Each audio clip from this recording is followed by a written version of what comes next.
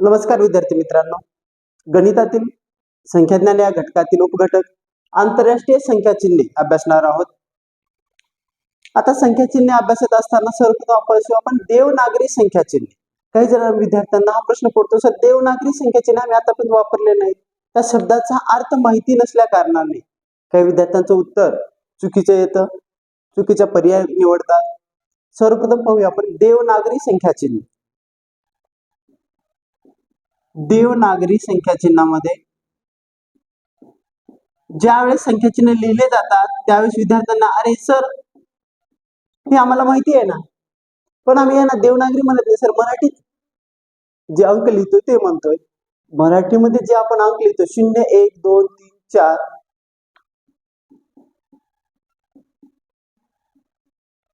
5 6 7 8 9 हे अंक म्हणजे दुसरे तिसरे काही नाही, देवनागरी संख्या चिन्हे आहे. मग देवनागरी संख्या चिन्हे म्हणजेच कोणते, जे आपण मराठीमध्ये अंक काढतो 0 1 2 3 4 5 6 7 8 9 हेच देवनागरी संख्या चिन्हे. मग दुसरे आहेत आंतरराष्ट्रीय संख्या चिन्हे. मग आता लक्षात आलं असेल, आंतरराष्ट्रीय म्हणजेच इंग्रजीमध्ये आपण जे अंक लिहितो, जे नंबर्स लिहितोय ते संख्या. मग सुरुवात 0 पासून आंतरराष्ट्रीय संख्या चिन्हामध्ये 0 1 2 3 4 5 6 7 8 9 हे संख्या चिन्हे आंतरराष्ट्रीय. विद्यार्थ्यांना कन्फ्युजन होणारा घटक की देवनागरी हा शब्द. काही विद्यार्थी स्पर्धा परीक्षेला नवीन बसलेले असतात, त्यांना देवनागरी संख्या चिन्ह हा शब्द लक्षात येत नाही, मग ते पर्यायामध्ये कुठला तरी एक पर्याय निवडण्याचा प्रयत्न करतात. पण देवनागरी संख्या चिन्हे या शब्दाचा अर्थ म्हणजे आपण मराठीमध्ये जो अंक लिहितोय 0 1 2 3 4 5 6 7 8 9 हे अंक वापरून तयार झालेली संख्या म्हणजे देवनागरी संख्या होते. त्याचा असा प्रश्न आला तर मराठीमधलेच अंक, त्याला दुसरा पर्यायी शब्द आहे देवनागरी. याच्यावर प्रश्न कसे विचारले जातात, पहिला प्रश्न पाहूया आपण. संख्या देवनागरी लिपीमध्ये किंवा आंतरराष्ट्रीय संख्या चिन्हामध्ये देतात, त्यांना रूपांतर करा असा प्रश्न येतो. 9143 ही संख्या आंतरराष्ट्रीय, प्रश्न कसा विचारला जातो, संख्या चिन्हामध्ये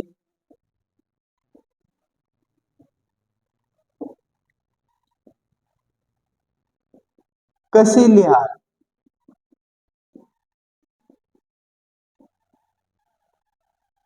नऊ 9143 हे जे अंक आहेत तेच इंग्रजीमध्ये 9143 9143 पर्यायामध्ये तुम्हाला दिसून येईल तो पर्याय, ही संख्या ज्या पर्यायामध्ये असेल तो पर्याय निवडायचा.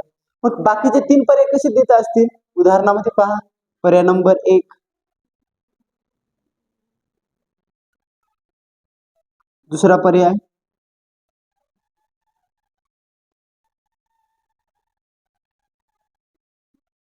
तिसरा पर्याय आणि चौथा पर्याय.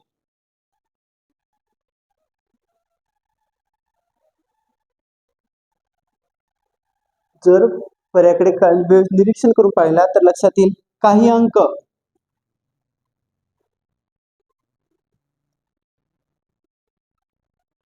संख्येतला एखादा अंक चेंज केलेला दिसून येतो, बदललेला दिसून येतो, देवनागरी लिपीतला दिसून येतो, म्हणजे फसवे पर्याय असतात. त्यामुळे पर्याय सुद्धा काळजीपूर्वक पाहायचे. मग त्याचं उत्तर येईल पर्याय नंबर 3. त्यानंतर दुसरे एक उदाहरण पाहूया. आंतरराष्ट्रीय मध्ये देतात देवनागरी संख्या चिन्हामध्ये कशी लिहाल असा प्रश्न विचारला जातो.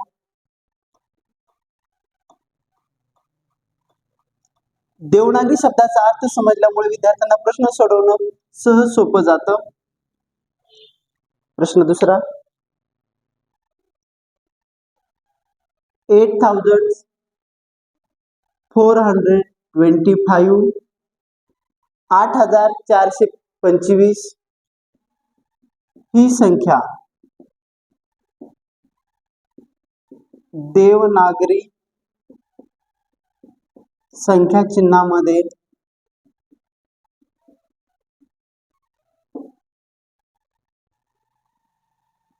कसे लिहाल?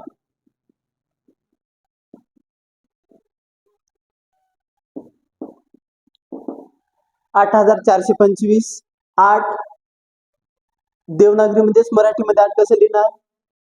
4 2 5. 8425 ही संख्या पर्यायामध्ये या पद्धतीने ज्या पर्यायामध्ये दिसेल तो पर्याय आपलं उत्तर असेल. म्हणजे काय केलं आपण? हे जे इंग्रजीमध्ये आंतरराष्ट्रीय संख्या चिन्ह वापरले त्याला देवनागरीमध्ये म्हणजे मराठीमध्ये कसे अंक लिहितात हे लिहिणे. मग पर्याय 4 दिलेले असतात, 3 चुकीचे का निघतात? आपण पहिल्या प्रश्नामध्ये पाहिले अंक देत असताना काही आंतरराष्ट्रीय ऍडजेक्टिव्ह जशाला तसे ठेवतात, त्यामुळे आपल्याला कन्फ्युजन होतं. 3 पर्याय चुकीचे असतात.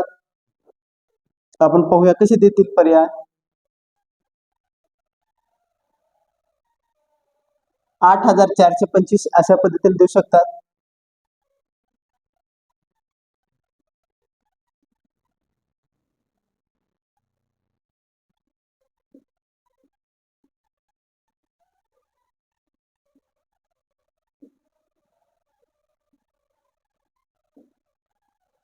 चारही पर्याय जर पाहिले तर लक्षात येतं पर्याय नंबर 4 हे उत्तर आहे.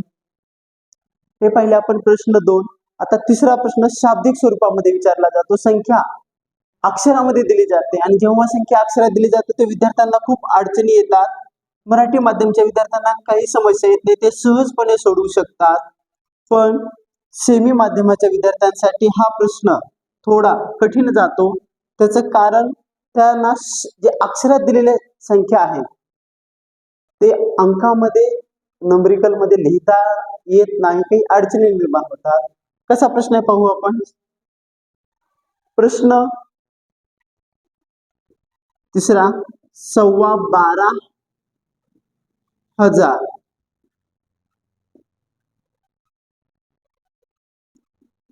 ही संख्या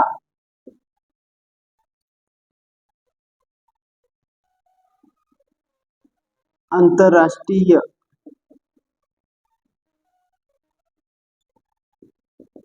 संख्या चिन्हात कसे लिहाल?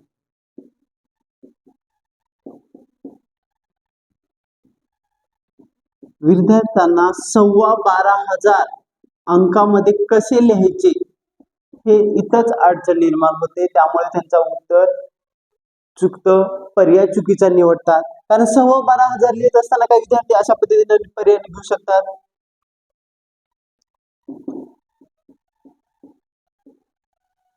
म्हणजे नेमकं कोणती संख्या घ्यायची 12,000 त्यांच्या लक्षात येतं, पण 1.25 या शब्दाचा अर्थ माहिती नसल्या कारणाने विद्यार्थी चुकीचं उत्तर निवडतात. व त्या संदर्भामध्ये आपण डिटेलमध्ये विद्यार्थी मित्रांनो, संख्या अक्षरात दिल्यानंतर जे आपण सोडवत असताना आपल्याला जे समस्या निर्माण होतात ते कुठं? पाव, अर्धा, पाऊण, सव्वा, दीड, पावणे या शब्दाचा अर्थ न कळल्यामुळे आपली संख्या लिहित असताना चुकीची निवडतो, चुकीची लिहितो. चला तर मग आज पाहूया. पाव आपण 10, 100 आणि 1000 या पद्धतीने पाव, अर्धा, पाऊण याचा अभ्यास करूया. पाव 10 या संदर्भामध्ये विचार केला, 10 संख्येच्या स्वरूपामध्ये पाव म्हणजे 2.5, अर्धा 5, पाऊण 7.5 म्हणजे 7.50, 7.5 म्हणू शकेल आपण त्याला. पूर्ण म्हणजे ती पूर्ण संख्या 10. सव्वा, आता इथून अडचण निर्माण होते पहा विद्यार्थी. सव्वा म्हणजे ते पूर्ण संख्या आहे 10 आणि त्याच्यामध्ये पाव म्हणजे 2.5 ऍड करायचे, ते येईल 10 अधिक 2.5 म्हणजे 12.5. त्यानंतर दीड, पूर्ण संख्या 10, त्याच्यामध्ये अर्ध मिसळले 5, 10 अधिक 5 बरोबर 15. त्यानंतर पावणे, हा शब्द खूप लक्षात आहे. पाऊण पावणे मधला फरक समजून घ्या. पावणे म्हणजे ते पूर्ण संख्या आणि त्याच्यात ऍड करायचे, मिसळायचे पाऊण म्हणजे 10 त्याच्यामध्ये मिसळायचे 7.5, उत्तर येईल 17.5. हे झालं 10च्या संदर्भामध्ये, 10 अंकाच्या स्वरूपामध्ये. आता आपण 100च्या स्वरूपामध्ये जर विचार केला त्याचा पाव किती येईल, 100चं अर्ध किती येईल ते पाहूया. बोर्डवर दिलेला आहे पाव 100, याचा पावचा विचार केला ते येईल 25.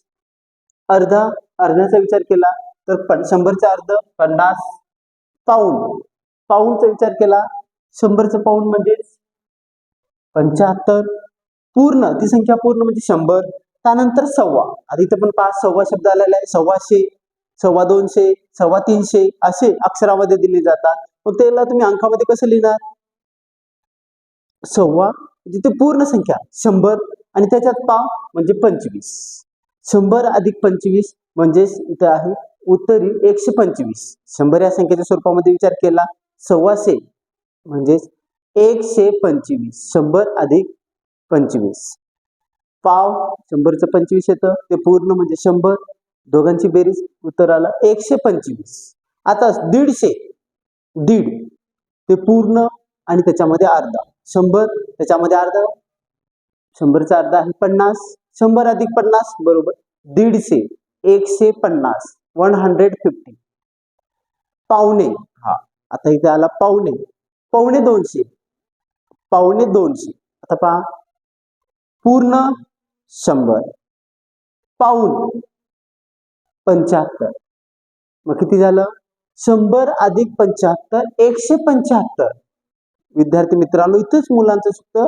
पावणे 200 म्हणजे ते सुरुवातीला 2 लिहितात, त्यानंतर 75 लिहितात. म्हणजे पावणे 200 लिहित असताना 275 लिहितात. पण मुलांना लक्षात घ्यायचं पावणे हा शब्द आला आहे. पावणे 200, पावणे 300, पावणे 12,000 कुठलेही आला असेल तर पावणे हा शब्द आला तर घ्यायचं त्याच्या अगोदरचा अंक. आता इथं पावणे 200 आला, 2 आला, 2च्या अगोदर काय येतं 1 आणि पाऊणला काय 75 म्हणजे 175 या पद्धतीने लिहिलं जातं. पावणे या शब्दामध्ये विद्यार्थ्यांचे खूप जास्त जणांच्या चुका होतात, ते आपल्याला चुका टाळायचे, समजून घ्यायचे. आता हजाराच्या स्वरूपामध्ये विचार केला तर 1000चा पाव म्हणजे 250, अर्धा म्हणजे 500 आणि पाऊण म्हणजे 750. पूर्ण म्हणजे 1000, सव्वा पूर्ण 1000 आणि त्याच्यामध्ये पाव मिसळलं, पावभाग मिसळला त्याचा म्हणजे 250 मिसळलं, उत्तर येईल 1250. त्यानंतर 1500. पूर्ण 1000, अर्ध 500, टोटल झालं 1500. त्याला आपण 1500 अक्षरामध्ये. पावणे 2000 आणि झालं बघा पावणे 2000. पूर्ण 1000 पाऊण 750. 1750 आहे तर 1750.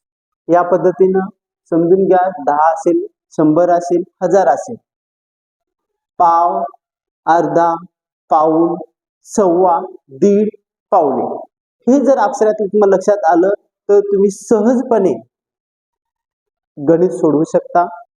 आपल्याला सर्व माहिती आहे, पण हे नेमकं कशाला काय आणि कसं लिहितात पाऊण पावणे त्याच्यामध्ये अडचण निर्माण होते. आणि सोपा प्रश्न आपण घरी आल्यानंतर पेपर सोडवला आणि घरी आल्यानंतर पाहतो आणि म्हणतो माझा सोपा प्रश्न होता पण मला या शब्दाचा अर्थ न कळाल्यामुळे. आणि खास करून सेमीच्या विद्यार्थ्यांसाठी सूचना आहे, सेमीच्या विद्यार्थ्यांना सांगणं आहे की तुमचे मराठीतल्या काही कन्सेप्ट गणितामध्ये आपण लिहित असताना अक्षरातल्या ह्या कन्सेप्ट आपल्या क्लिअर स्पष्ट नसल्या कारणाने आपण येत असलेला प्रश्न आपला सहजपणे सोडवणारा प्रश्न जटिल बनतो.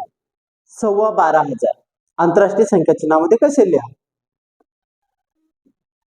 12,500.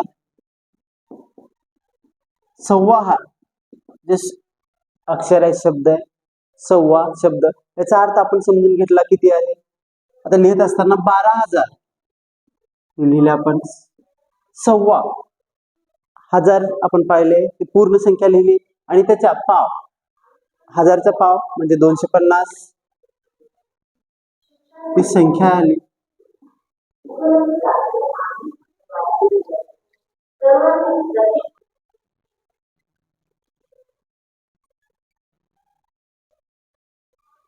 सव्वा 12,000 लिहित असताना 12,000 आणि सव्वाशे पाव त्याच्यात ऍड केलं 250.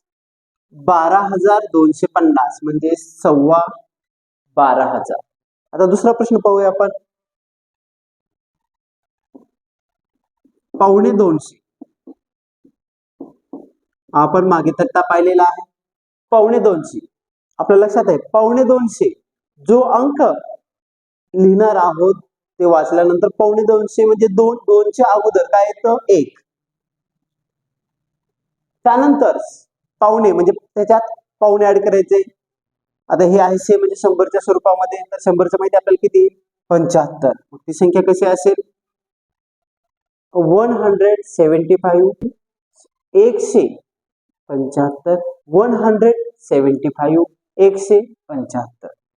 त्यावेळेस हजार थाउजंडचा 100 100चा 1000 म्हणत असताना आपण लिहित असताना 0 कमी जास्त करतोय, पण पर्यायामध्ये हा जो तुमचा नकळतपणे होणारा गोंधळ इथं पर्याय चुकवणारे असतात. सेम तुम्ही जे गोंधळून जातात ना पर्यायामध्ये तसंच दिलं जातं. मग कसं लिहिणार 175 175. हे झालं आंतरराष्ट्रीय. देवनागरीमध्ये असेल तर 175 175. चला आता पुढे, हे झालं आंतरराष्ट्रीय संख्या चिन्हामध्ये. आता दुसरा प्रश्न, संख्या तुम्हाला अंकात दिल्या जातात आणि अक्षरामध्ये ओळखा. आणि अक्षरामध्ये अक्षरात देत असताना हे सव्वा पावणे असे शब्द ते वापरलेले असतात. असं उलटी प्रश्न विचारू शकतात.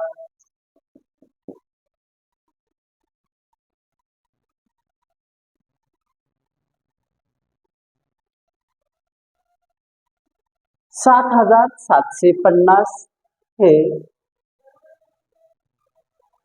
आंतरराष्ट्रीय संख्या चिन्हामध्ये लिहिलेले संख्या 7,750 अक्षरामध्ये कसं लिहा. अक्षरामध्ये लिहित असताना तुमच्या पुढे 4 वेगवेगळे पर्याय दिलेले असतात. तर आता पहा, आपण याला अक्षरात कसं 7,750 750 आलेला आहे. आपल्या लक्षात आलं 1000 मध्ये 750 म्हणजे पाऊण, आणि ते पुढे एक अंक दिलेला आहे म्हणजे पावणे हा शब्द येणारे. लक्षात आलं पावणे. दिलेला अंक आहे 7. आपण अभ्यासले पावणे पावणे हा शब्द आलेला आहे. तर आपण अंकामध्ये लिहित असताना जो अंक अक्षरात दिलेला आहे त्याच्या अगोदरचा अंक वापरलेला. इथे दिले आता अक्षरामध्ये 7, त्याच्या पुढचा वापरायचा. 7च्या नंतर काय येतं 8. पावणे 8,000. मग उत्तर काय आलं मित्रांनो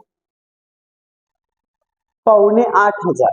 उलटही प्रश्न विचारू शकतात. पावणे 8,000 असा अक्षरात देतात, अंकामध्ये विचारतात, अंकात देतात, अक्षरामध्ये विचारतात. पहिला आपण घटक पाहिला आंतरराष्ट्रीय संख्या चिन्ह.